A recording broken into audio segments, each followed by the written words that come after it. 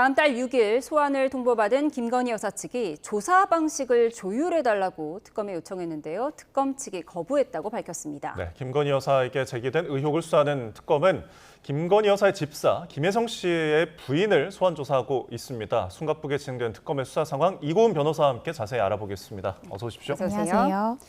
네, 김건희 여사 이야기 먼저 해보겠습니다. 지금 김 여사 측에서 특검 조사에는 성실히 임하겠다. 하지만 건강상의 이유가 있으니 혐의별로 짧게 조사를 받겠다. 하루에 한 혐의씩 자주 조사를 받겠다. 이런 입장을 밝혔다고 합니다. 이런 협의가 가능한 건가요? 가능하지 않고요. 제가 검사 생활을 하면서도 이런 협의를 해오는 피의자는 단 한 명도 없었습니다. 지금 우리가 어떤 시험 범위를 정하는 것이 아닙니다.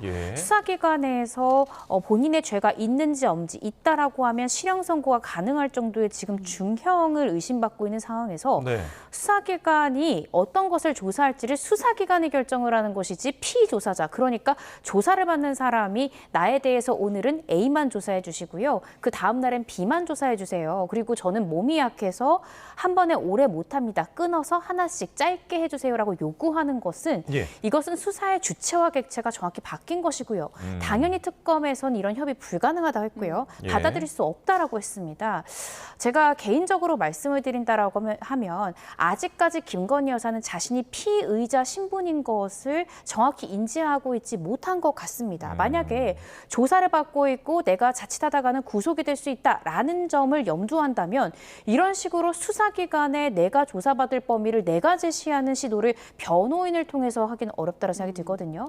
특검에서는 이렇게 조사 범위나 조사 일정에 대해서 변호사가 특검 사무실에 들어와서 협의하고 싶다는 요청이 있었다고 특검부 이야기하고 있는데 조사를 받기 전에 변호인이 이 수사기관에 찾아온다라는 것도 굉장히 이례적이고 먼저 변호사가 다 준비해놓고 조율을 해준 다음에 주인공이 등장하듯이 김건희 여사가 조사를 받겠다? 이 부분은 당연히 수사기관으로서는 받아들일 수 없고요. 조사를 받는 사람의 입장에서도 부적절한 조치다라는 생각이 듭니다. 네.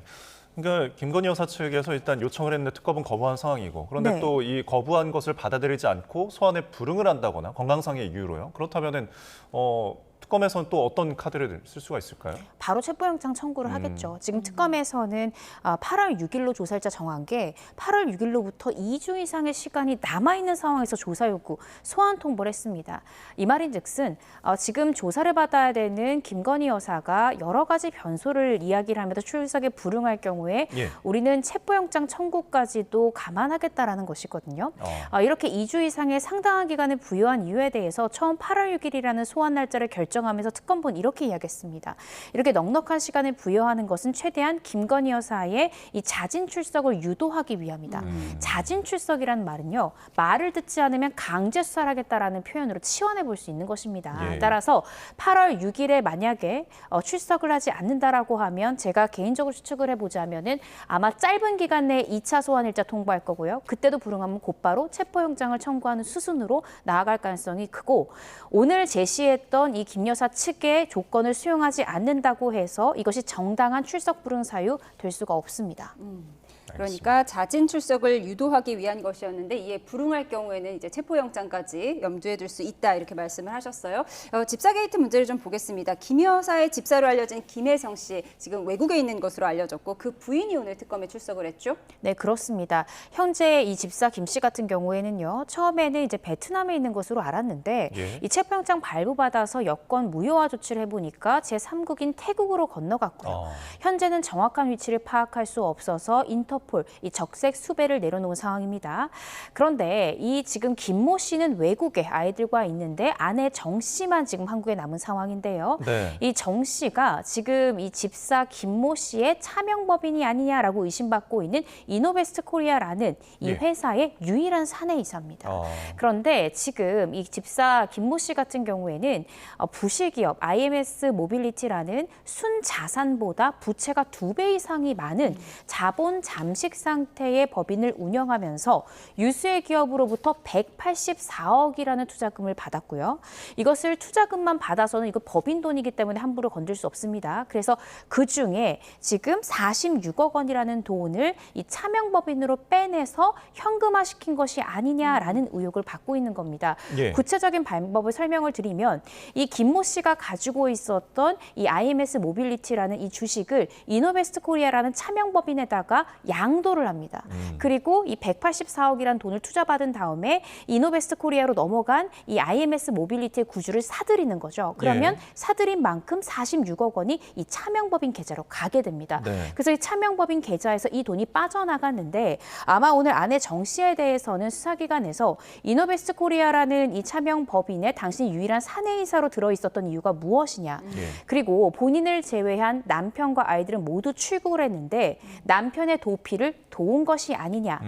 또 뿐만 아니라 이 46억 원이 지금 현금으로 나간 것 같은데 46억 원의 사용처가 어떻게 되느냐 등을 규명함으로써 예. 이 46억 중에 일부라도 김건희 여사에게 흘러간 돈이 있는지 이 부분에 대해서 압박 수사를 받고 있을 가능성이 높고요. 예. 또한 이 자신의 남편이 김모 씨를 설득해서 한국의 자진 출국을 유도할 생각은 없느냐 이런 부분들에 대한 수사가 이어질 것 같습니다. 네.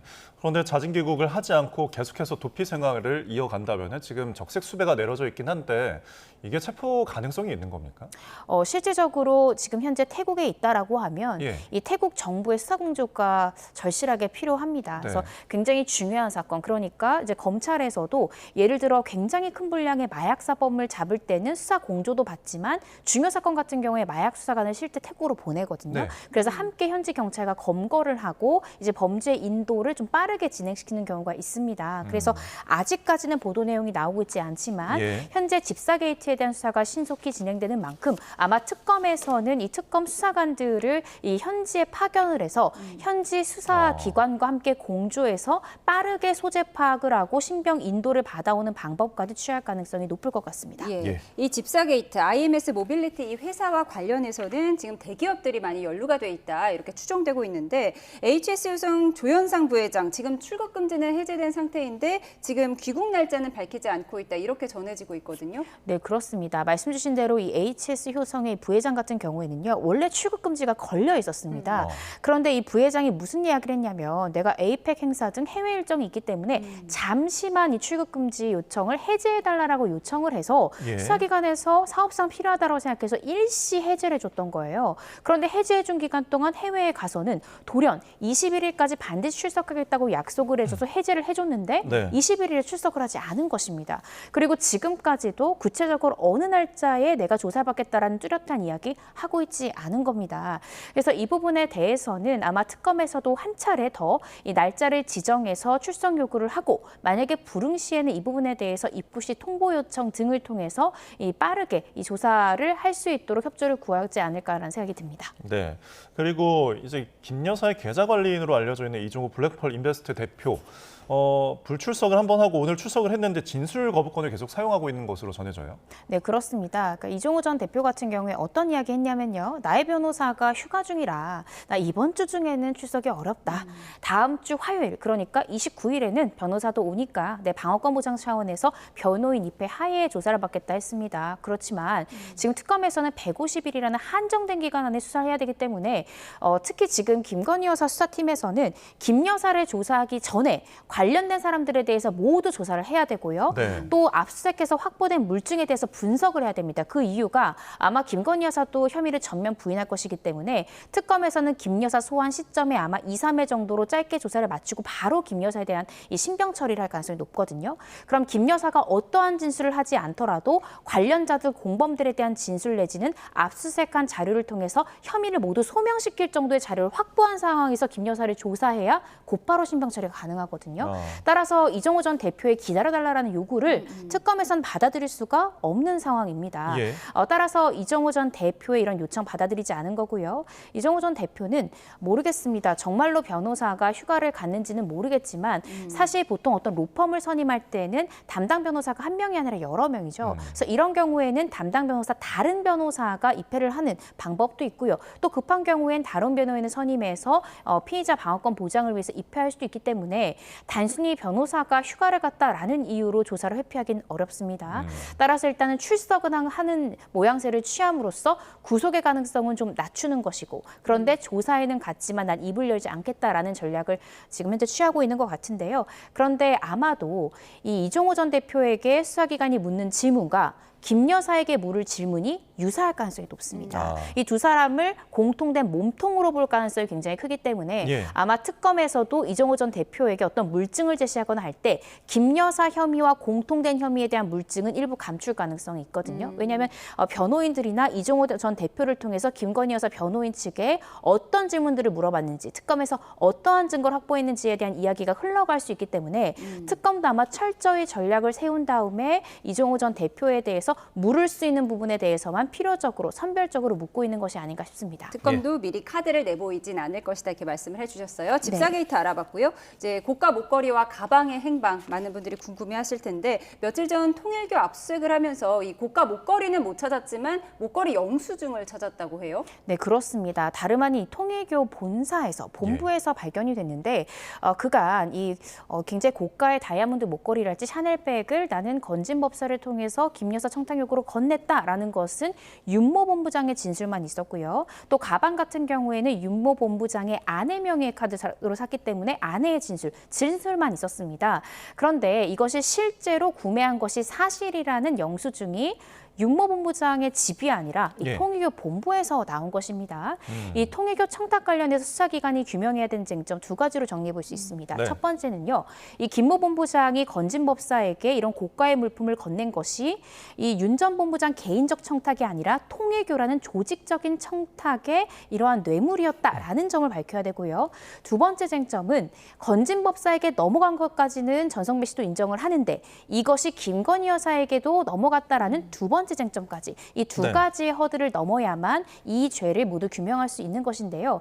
영수증이 발견됐다라는 것은 첫 번째 부분, 그러니까 윤모 본부장의 개인적 청탁이 아니라 통일교 차원의 청탁이었다를 강화할 수 있는 증거는 될 수 있지만 이 영수증만으로 건진법사에서 김건희 여사까지 이 해당 백이라든지 아니면 이 고가의 목걸이가 넘어갔다. 여기까지 쟁점을 규명할 만한 증거로 보기엔 좀 어려울 것 같습니다. 네, 그러니까 결국은 전달 과정을 제대로 입증하는 게 중요할 것 같은데 그래서 건진법사와 김건희 여사 사이에 이 조현경 전 행정관 이 사람이 이제 명품 가방을 받았다라고 뭐 알려져 있기도 하고 그리고 그 앞서서는 윤 전 대통령의 육촌 친척인 최승준 전 비서관도 조사를 했는데 이 사람들을 통해서 그러면 좀 그 행방을 알 수가 있을까요?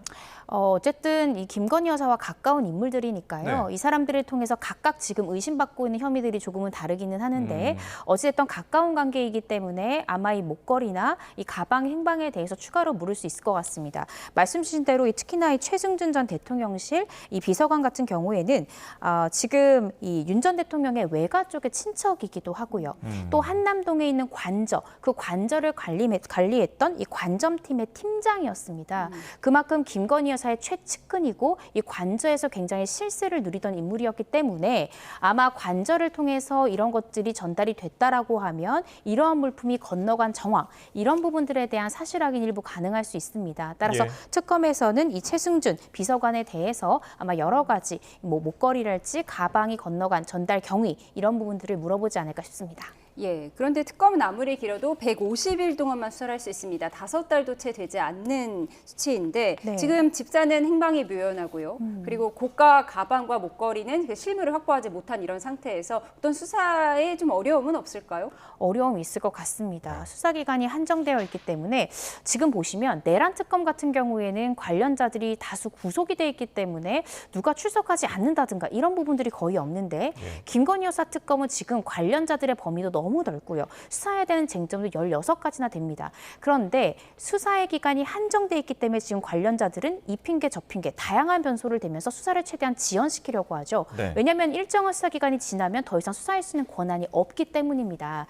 따라서 지금 김건희 특검이나 이제 다른 특검에서도 한정된 수사 기간 안에 중요 참고인이나 공범의 진술, 소환을 이끌어내야 되기 때문에 설사 일부에 대해서는 구속영장이 기각되더라도 적극적으로 영장을 청구해서 자백하는 진술을 받아 받아내거나 또 추가 소환 조사를 당기는 이 방법을 쓰는 것입니다. 그래서 예. 일각에서는 영장이 기각된 것이 무리한 수사가 아니냐라고 이야기를 하지만 지금 특검은 일반 검찰이나 경찰처럼 무기한 수사를 할 수 없기 때문에 강제 수사라는 카드를 일부 기각이라는 위험성을 수용을 하더라도 할 수밖에 없는 상황이고 이를 통해서 다수의 사람들의 자백 진술을 지금 획득하고 있기 때문에 소기의 성과를 올리고 있는 상황이다라는 생각이 듭니다. 예, 끝으로 뭐 내란 특검 하나만 간단히 짚어보겠습니다. 지금 이제 그 드론과 관련해서 수사를 계속 이어나가고 있는 것 같더라고요. 좀 최신 사항이 어떻습니까? 이 드론 관련해서 여러 가지 북쪽에 추락한 이 드론 관련해서 이 사실을 은폐하기 위해서 GPS 허위 기록 조작 등 상당 부분에 대한 조직적인 은폐가 있었던 것이 아니야라는 의혹들 계속해서